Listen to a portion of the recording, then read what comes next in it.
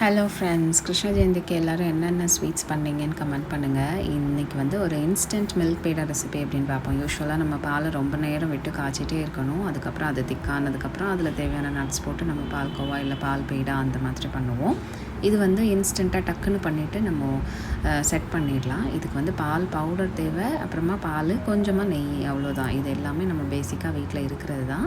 இப்போ இதில் வந்து நான் கீயை 1 டம்ளர் பாலில் கொஞ்சம் வார்ம் பண்ணிவிட்டு நேராகவே இதில் மில்க் பவுடர் ஆட் பண்ணியிருக்கேன். 1.5 கப் அல்ல 2 கப் அளவுக்கு ஆட் பண்ணுங்கள்.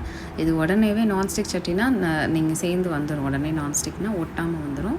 அதனால் இந்த சட்டியே பெட்டர் உங்களுக்கு. அதில் கொஞ்சமாக சுகர் போட்டுக்கோங்க. ஏற்கனவே மில்க் பவுடரில் இனிப்பு இருக்கனால ஒரு 1/2 கப் அளவு சுகர் போட்டுக்கோங்க. நான் பாதாம் மிக்ஸ் கொஞ்சோண்டு ஃப்ளேவருக்கு போட்டிருக்கேன். நீங்கள் இது போடலனாலும் ஓகே.